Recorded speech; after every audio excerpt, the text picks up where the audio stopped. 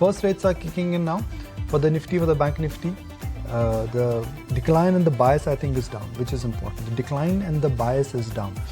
Now bear in mind that Bank Nifty, the leadership index is down 5% from the high, and small and the mid cap stocks have not corrected. If you go below key levels on the Nifty, then what happens? I mean, then are we in for a sharpish reversal and a sell-off? That is something which may happen going forward. There are two stocks which were there on our radar: Cholamandalam Investment and Mahindra & Mahindra Finance, where Morgan Stanley feels that the short-term market volatility could make a comeback. No large newsmakers. Adani group of stocks, let's mark them. All of them actually. A lot of green there. Some of these stocks have made a very smart and a reasonable comeback also from the recent lows. Yeah, not much by way of newsmakers. Adani Ports, remember GQG has now upped their stake to 5.03 from the earlier 4.93% in lieu of the recent acquisition of another 22 lakh shares in the company. So 846 is where Adani Ports is currently. There's also PNB Housing. They recovered about 784 crore rupees. That's almost 1.3% of their loan assets from one of the corporate non-performing accounts. So that's the other one which is in focus. It's gapped up this morning, 7.5% on a tear for PNB Housing as we speak.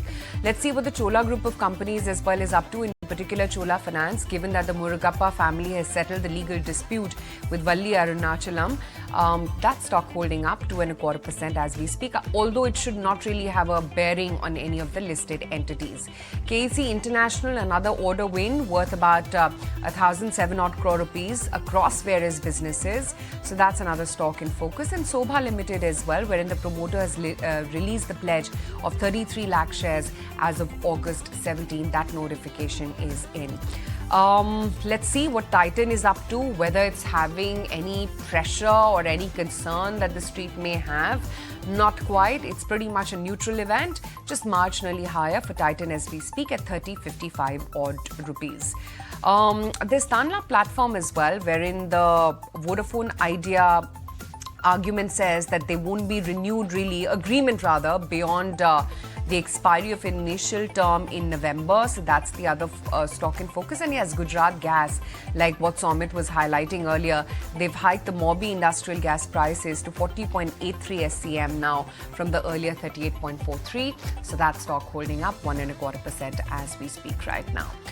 But let's also revisit some of the big buzzers from Friday. Besides the Adani names, there was MFSL, there was AU Bank, Ambuja Cement, ACC. There was Axis as well, which held out, and a sporadic few odd moves across the auto packs. So Eicher, Maruti were all in the green.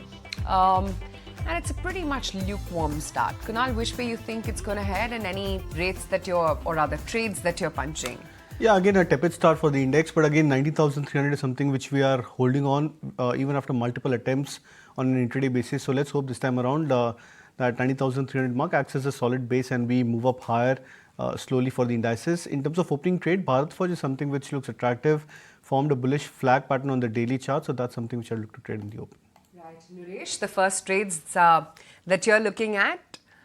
So looking at a buy on dips on EIH, the stock is open with a gap up, but closer to 225, 227 is where I would like to buy EIH for the day.